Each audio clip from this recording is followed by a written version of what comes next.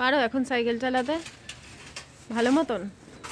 এই হেলমেটটা পরে সাইকেল চালাবো। বাবু এখন ভালো মতন সাইকেল চালাতে পারে? ধরতে হয়? ধরতে হয় না, কিন্তু ভয় পাই। আর বেঁকে যায় কোমরটা?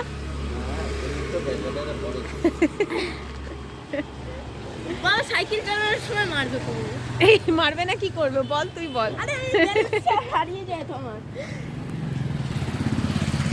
আমাদের জীবনের সব থেকে বড় কোচ হয় আমাদের বাবা মা, তাই না?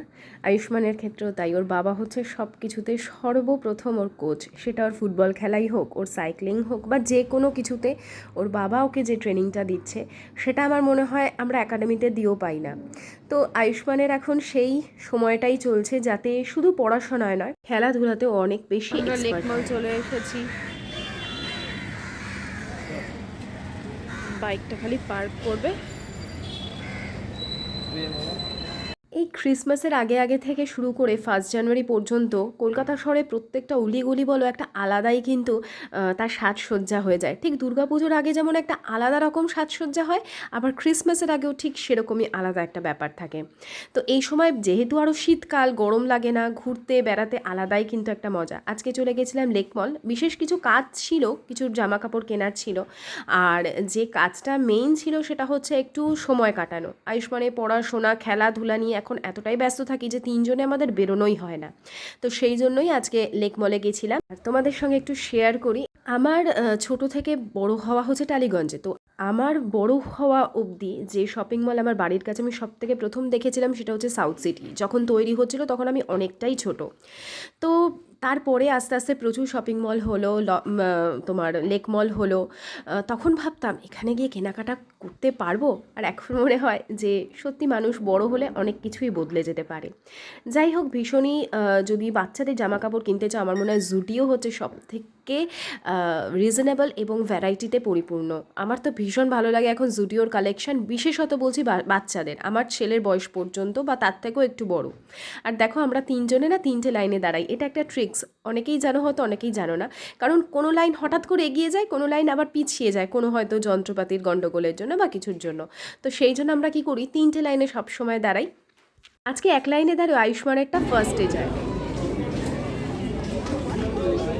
আয়ুষ্মানের লাইনটাই ফার্স্টে গেছে। ছেলে আমাদের লাকি দেখেছো। আর এই হেলমেটগুলো দেখো না, বাবার জন্য একটা ব্যাগ নিয়ে এসেছি আমরা। ভালো করেছো, বুদ্ধি করে দুটো ব্যাগ নিয়েছো।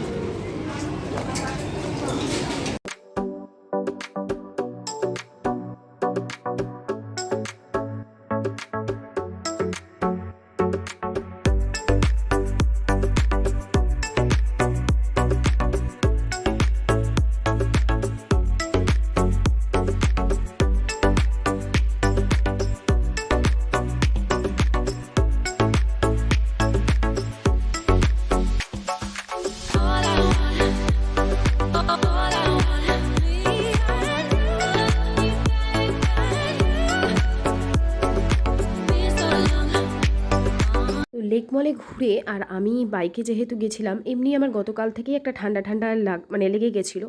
আর এই ঘুরে আমার যে কি প্রচণ্ড ঠান্ডাটা বসে গেছে শরীরে, আমি গতকাল ওই জন্য তোমাদের ভিডিও দিতে পারিনি। আর এই ভিডিওটা হচ্ছে থার্সডের ভিডিও। তো বুঝতেই পারছো মানে অনেকটাই মাঝখানে গ্যাপ পড়ে গেছে। আজকে স্যাটারডে হয়ে গেছে, এইটা আবার সকাল মানে নেক্সট ডে সকাল, অর্থাৎ শুক্রবার সকালের ভিডিও। রাত্রিরে এসে আর আমি কোনো ভিডিও করিনি, প্রচণ্ড মাথার যন্ত্রণা ধীরে ধীরে শুরু হলো। তারপরে সারা রাত আমি সেভাবে ঘুমোতে পারিনি, ড্রপ দিয়েছি, তারপরে ঘুমোতে পারছি। এত শরীরের মধ্যে আমার কষ্ট হচ্ছে। এই যে এই সময় দেখছো তো আমি বিছানা করছি, বিছানাটাও করতে আমার মোটামুটি আধ ঘন্টা লেগে যাচ্ছে। একবার করছি, বসছি। আর প্রত্যেক শীতের শুরুতে আমার এইরকম চূড়ান্ত ঠান্ডা লাগে। এমন নয় যে আমি কোনো কাজ করতে পারবো না, কিন্তু শরীরটা হাঁপিয়ে যায়। আর দ্বিতীয়ত হচ্ছে জল ঘাটতে পারি না, জল ঘাটলেই ভেতর থেকে একটা শিশিরানি শীত অনুভূত হয়, আর খুব দুর্বলতা লাগে। প্রত্যেক শীতে আমার এটা হয়। তো যতই আমি প্রিপারেশন নিই বা যাই করি, এরকম আমার হতেই থাকে। তো সেই জন্য আজকে আমার শরীরটা আর দিচ্ছে না। আমি চাইনি যে ওই বাড়ি আমাকে যেতে হোক, কিন্তু কিচ্ছু করার নেই। আমার সকালবেলা বাজারও এসেছে, কিন্তু আমার মনে হচ্ছে যে আমি যদি একটা বেলা অন্তত বাসনটা না ধুতে পারি, তাহলে আমার মনে হচ্ছে যেন আমি কিছুটা হলেও রিলিফ পাবো। বাসন মাজার কথা ভাবলেই আমার ভয় করছে। তো সেই জন্য আমি আশিসের জন্য খাবার রেডি করে ভাবলাম যে ওই বাড়ি চলে যাই, অন্তত একটা বেলাও যদি আমি একটু রেস্ট নিই তাহলে আমার কিছুটা সুরাহা হবে। আর হয়তো তোমরা আমার গলার ভয়েস শুনেই বুঝতে পারছো। আর একটা কি জানো তো, আমি তোমরাই বলো পায়েল রেস্ট নেবে, বিশ্রাম নিই, কিন্তু আমি খুব বেশিক্ষণ সকালবেলা ঘুম থেকে ওঠার পর আর বিছানায় আমি সেভাবে সময় কাটাই না। এটা আমার বলতে পারো একটা অভ্যাস। বিছানায় একবার যদি এলিয়ে যাই তাহলে আমার মধ্যে ভীষণ অলসতা কাজ করবে। তো সেই জন্য আমি সবসময় কাজে কর্মের মধ্যে নিজেকে থাকলে না নিজের বডি ফিটনেস ভীষণ থাকে। আর এই সিজনাল চেঞ্জেস তো আমাদের সময় তো আমাদের ঠান্ডা লাগবেই, কিন্তু বডি ফিটনেসের জন্য পরিশ্রম করাটা খুব দরকার। সেইভাবে জিমে যেতে পারি না, সেইভাবে এক্সারসাইজ হয় না। তো সংসারের কাজের মধ্যেই নিজের এই ফিটনেসটাকে ধরে রাখবার আমি চেষ্টা করি। তো শরীর খারাপ হয়ে গেলে তখন ওই সাময়িক একটা বিরতি নিতে পারলেই কিন্তু অনেকটা সুরাহা হয়। আর ওই যে মা যতদিন আছে ততদিনই কিন্তু আমাদের একটা মনে হবে যে না, একটা অন্তত যাওয়ার জায়গা আছে, অন্তত দুদণ্ড শান্তি পেতে পারি। তো মায়ের তো এখন যথেষ্ট বয়স হচ্ছে, বারবার তো আর মাকে ডেকে আনা যায় না, তার থেকে যতক্ষণ আমার সেই পজিশন আসছে, তাই জন্য ভাবলাম আমি অন্তত একটা বেলা যাব। আর এইখানে আমার ব্রেকফাস্ট নিয়েছি একটা রুটি, চিনি ছাড়া অল্প ছানা, আর একটা বেগুন ভাজা নিয়েছিলাম। এটা আমার ব্রেকফাস্টে ছিল। আর বাড়িতে গেলেই একটাই কথা শুনতে হয়, খাই কম, তাই জন্য শরীর দুর্বল হয়ে গেছে, তাই জন্য এত কিছু অ্যাটাক করে। কিন্তু সারা বছরই মোটামুটি এবং ছোটো থেকে শুরু করেই মোটামুটি রোগভোগ কিন্তু আমাকে, বিশেষ করে এই সিজন চেঞ্জের রোগভোগ আমাকে অ্যাটাক করেই, সে আমি যতই খাই আর যাই করি না কেন। যাই হোক, স্নান সেরে নিয়েছি, ব্রেকফাস্টও আমার আগেই হয়ে গেছিলো। আর এখানে আমি যে মানে সকালের যে নাইটিটা পরি সেটা কেচে রেখে দিয়েছি। ঠাকুর সেবা করব এখন। আর আমি বারবার অনেক সময় বলি না ঠাকুরকে দেবো বা ঠাকুরকে দিয়েছি, আমাকে অনেকেই বারণ করেছো। হ্যাঁ, কিছু কিছু জিনিস আমি হয়তো ভুল বলে ফেলি। ছোট থেকে অনেক সময় যেটা শিখে আসি মানে মুখের কথায়, আবার দেখো যেহেতু সোশ্যাল মিডিয়াতে আছি অনেক কিছু কিন্তু শিখতেও পারি যে এটা বলতে নেই, ওটা করতে নেই। সোশ্যাল মিডিয়ার যেমন বেশ কিছু খারাপ দিক আছে, তেমনই কিন্তু ভালো দিকও আছে। আমরা অনেক কিছু জানতে পারছি বসে বসে, পৃথিবীর অনেক ভালো মন্দ আমরা শিখতে পারছি।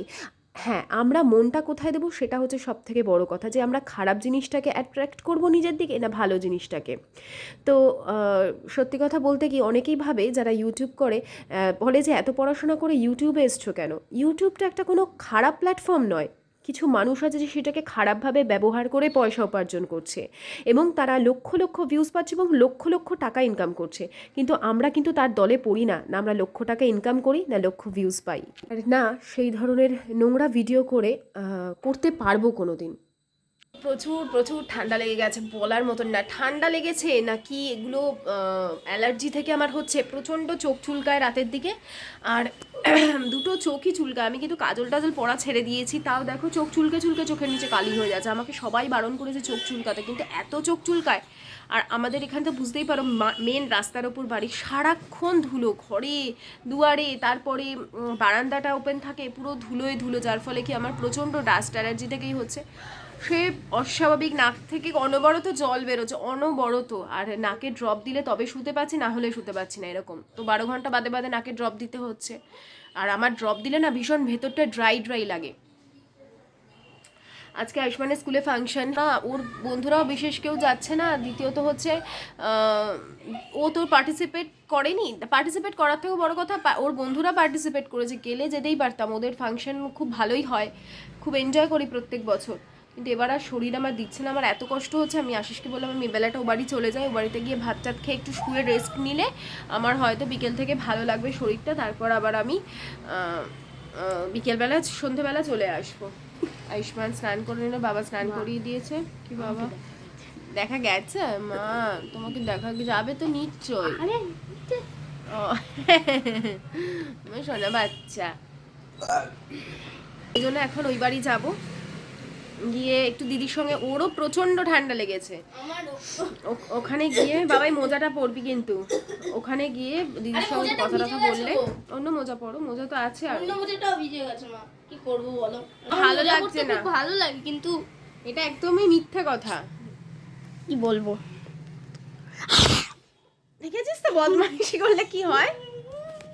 আমার দাঁত এইসব মানে কি বলবো, এদেরকে নিয়ে কারবার করতে গিয়ে তাও ওর বাবা অনেক ছেলেকে মানে ট্যাকেল করে বলে, না হলে আমি হাঁপিয়ে যেতাম। আমি ট্যাকেল করে দিলাম, আস্তে মাথায় লেগে যাবে কিন্তু। বাবা টেকেও করা যাবে তাদের টেকা করা যাবে। আর শরীর খারাপ হলে মনে হয় না একটা বেলা একটু বাপের বাড়ি যাই। যাদের বিশেষ করে কাছে থাকো বা সুবিধা আছে তাদের কথাই বলছি। আবার এমন একটা দিন আসবে যখন আর বাপের বাড়ি যাওয়ারও জায়গা থাকবে না, যেমন আমাদের মাদের এখন সেই পরিস্থিতি যে শরীর খারাপ হলেও কোথাও যেতে পারবে না। আর আমার এই সময় দেখো জামা কাপড়গুলো আয়ুষ্মানের গোছাচ্ছি, বিশেষ করে আশিস অনেক হেল্প করে দিচ্ছে। শরীরটা যেহেতু এতটাই খারাপ হয়ে গেছে, মানে আমি তোমাদের সাথে হাসি মুখে কথা বলছি এই সময়, কিন্তু আমার শরীর একেবারেই দিচ্ছে না। তবে যখন ভয়েস ওভার দিচ্ছি তখন অনেকটা বেটার আছি। আর এই যে আমার অস্ত্র যেটা না থাকলেই নয়, সেটা নিয়ে আমাকে যেতে হচ্ছে। আমাকে অনেকেই জিজ্ঞেস করো ক্যামেরা কে ধরে দেয়, কেউ ধরে দেয় না, না কেউ এডিট করে দেয়। আমার ইউটিউবের যে জার্নি সেটা শুধুমাত্র আমিই নিয়ে চলেছি, আমার কোনো কেউ নেই যে একটু সাহায্য করে দিচ্ছে বা দেয়। তো বন্ধুরা, আমি আজকের মতন এখানেই ভিডিওটা এন্ড করছি। আর এই যে রিক্সার জন্য দাঁড়িয়ে আছি, এক কাকু যাওয়ার সময় বলে গেল 5টা মিনিট দাঁড়াও, আমি এক্ষুনি আসছি, তাই 5টা মিনিট তার জন্যই দাঁড়িয়ে আছি। প্রচুর রিক্সা গেছে, তবু ওই যে তাকে কথা দিয়ে ফেলেছি, তাই দাঁড়িয়ে আছি যতক্ষণ না তিনি আসছেন। তো বন্ধুরা, আজকের মতন আমি ভিডিওটা এখানেই এন্ড করছি। যদি ভালো লেগে থাকে লাইক, শেয়ার অ্যান্ড কমেন্ট। আজকের মতন টাটা।